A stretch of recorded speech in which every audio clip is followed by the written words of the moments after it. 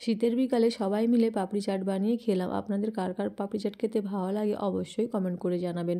বাজারের থেকে অনেক কম খরচে বাড়িতে বানানো হয় আর খুবই সুস্বাদু খেতে হয় এবং হাইজিন মেনটেন করে খাওয়া হয়। আর এরকম রেসিপি এবং সাথে ছোট ছোট ভ্লগ করে আপনাদের সাথে শেয়ার করছি। আশা করি আপনাদের খুবই ভালো লাগবে। সঙ্গে থাকবেন সুস্বাদু রান্নাঘর অ্যান্ড ব্লগ চ্যানেলে আপনাদের সকলকে স্বাগত জানাই। তো প্রথমেই ময়দার মধ্যে কালো জিরে, লবণ, চিনি আর রিফাইন তেল দিয়ে ময়দাটা বৌদি মেখে নিয়ে ছোট ছোট লেচি করে দিয়েছিল। আর আমি আর মা এদিকে বেলতে বসে পড়েছি। তো অনেকগুলো যেহেতু করতে হবে তাই দুজন মিলে বেলে নিচ্ছি আর ছোট একটা কাঁটা চামচ দিয়ে এইভাবে ছোট ছোট করে কানা করে দিচ্ছি, নাহলে কিন্তু পাপড়িগুলো খুব বেশি ফুলে উঠবে। তো এখানে অনেকগুলো হয়ে গেছে। বৌদি ওইদিকে তেলটা বসিয়ে দিয়েছে যে পাপড়িগুলো জড়িয়ে না যায়। আমি এদিকে ভাজতে শুরু করে দিই। তো তেলটা গরম হয়ে গেলে অনেকগুলো করে দিয়ে বৌদি পাপড়িগুলো ভাজতে চাপিয়ে দিয়েছে। তো উল্টে পাল্টে লাল লাল করে পাপড়িগুলোকে খুব ভালো করে ভেজে নিতে হবে। একলা করতে গেলে কিন্তু অনেকটা সময় লাগে আর বাড়িতে অনেকগুলো মেম্বার, তাই অনেক বেশি বেশি খাওয়ার জন্য অনেকটা পরিমাণ করা হয়েছে। তাই একা কিন্তু করা সম্ভব নয়, মানে সময়টা অনেক লেগে যাবে। তাই সবাই মিলে হাতাহাতি করলে কাজও খুব তাড়াতাড়ি হয়ে যায়, সহজে হয়ে যায় আর তাড়াতাড়ি খাওয়াও হয়ে যাবে। তো দেখুন পাপড়িগুলোকে লাল লাল করে ভেজে নিয়ে তুলে নিচ্ছি।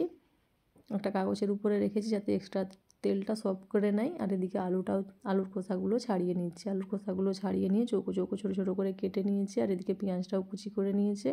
তারপরে আমি ধনেপাতা কাটতে বসে পড়েছি। ধনেপাতাটাও ছোটো ছোটো করে কেটে নেবো আর তার সাথে টমেটোটাও কেটে নেবো। টমেটোটাও এইভাবে চৌকো চৌকো করে টমেটোটা কেটে নিচ্ছি। তো এইভাবে সমস্ত জিনিসগুলোকে রেডি করে নিচ্ছি। বৌদি ওইদিকে তেঁতুল জলটা রেডি করছে, তেঁতুলের টকটা রেডি করছে। তো দেখুন পাপড়িগুলো সমস্ত ভেজে নিয়েছে, এদিকে তেঁতুলের টকটা রেডি করে নিয়েছে আর সমস্ত জিনিসপত্র আমি নিয়ে চলে এসেছি।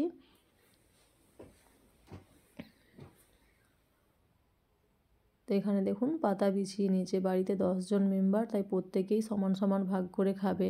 যেহেতু চাট পাপড়ি হচ্ছে, কেউ কিন্তু কম নেবে না, তাই বৌদি প্রত্যেকটা পাতায় গুনে গুনে এইভাবে সাজিয়ে নিচ্ছে। এরকম বাড়িতে ফুচকা হলেও কিন্তু প্রত্যেকে একটাও কেউ কম নেবে না, ভাগের ভাগ সমান সমান নেবে।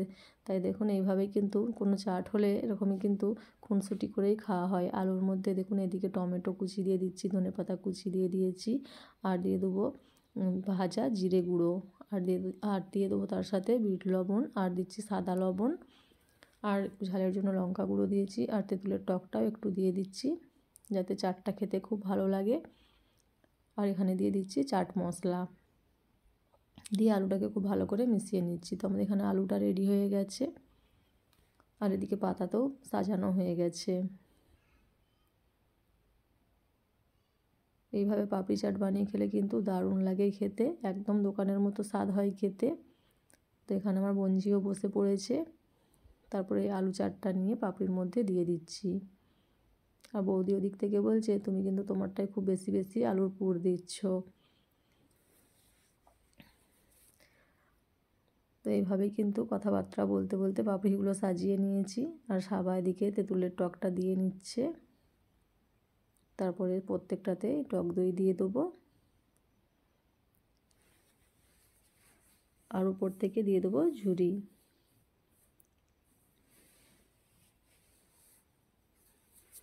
তো এইভাবে প্রত্যেকে করে নিয়ে একটা করে প্লেট নিয়ে বসে পড়ছি খেতে।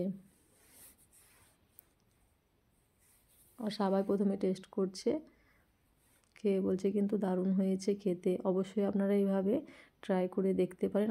আশা করি আপনাদেরও খুবই ভালো লাগবে। তো সঙ্গে থাকবেন, দেখা হবে নেক্সট ভিডিওতে। টাটা।